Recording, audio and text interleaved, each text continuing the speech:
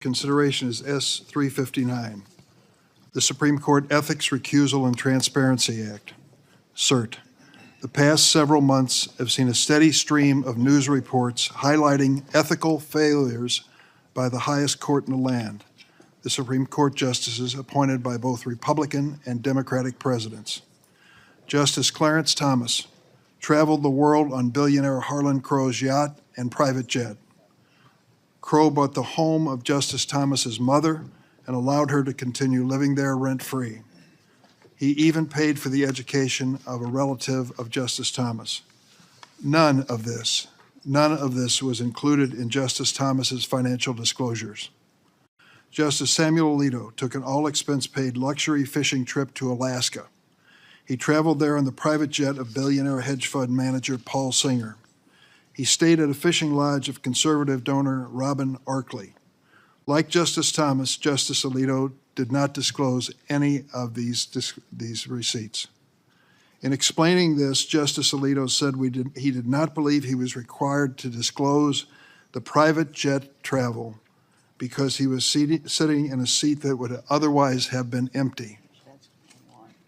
Justice Sonia Sotomayor used her tax-funded court staff to promote additional sales of her books in conjunction with speaking engagements. She failed to recuse herself from cases involving her book publisher. If any of the senators or even the staff members sitting in this room today were involved in similar activities, they would be in violation of the ethical rules that govern Congress. That's because all of us are subject to enforceable codes of conduct that prohibit us from accepting gifts and using taxpayers' funds for personal gain. We are required to make public disclosures about our finances, and there are consequences if we fail to meet these standards. But the same is not true for the 9 justices across the street. Unlike every other federal official, Supreme Court justices are not bound by a code of ethical conduct. They are the most powerful judges in America, and yet they are not required to follow even the most basic ethical standards. The CERT Act we are considering would change that. It would finally require the Supreme Court to adopt an enforceable code of conduct. It would also add new recusal and transparency requirements to federal law. In this way, it would bring all 9 justices of the Supreme Court in line with every other federal judge in America. Requiring a code of conduct for Supreme Court justices should not be controversial.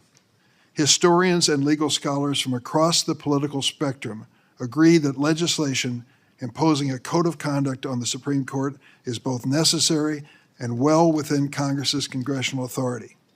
Members of this committee on both sides of the aisle have long led efforts to make the Supreme Court more accountable and transparent.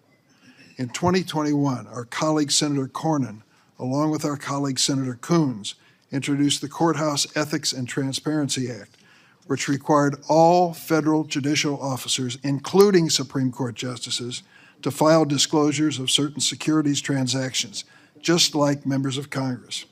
That bill passed the Senate unanimously, both parties, and was signed into law by President Biden, and the Supreme Court is abiding by this congressional action.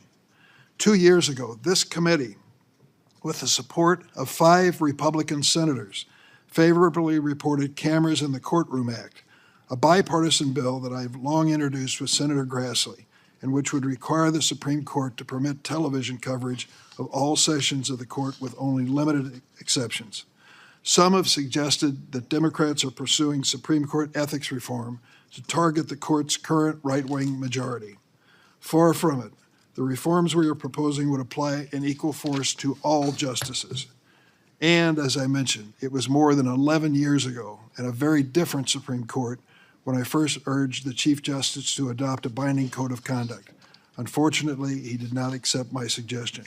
Since then, as more and more stories have emerged of justices' ethical lapses, the American people's confidence in the Supreme Court has dropped to an all-time low. My colleagues, the Supreme Court term begins with the announcement by the Marshal of the United States Supreme Court. He strikes a gavel and he says, "The Honorable the Chief Justice and Associate Justices of the Supreme Court of the United States. Oyez, oyez, oyez.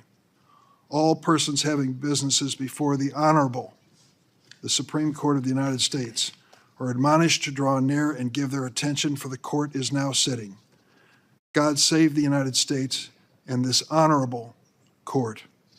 3 times the Marshal declares that the Supreme Court is honorable.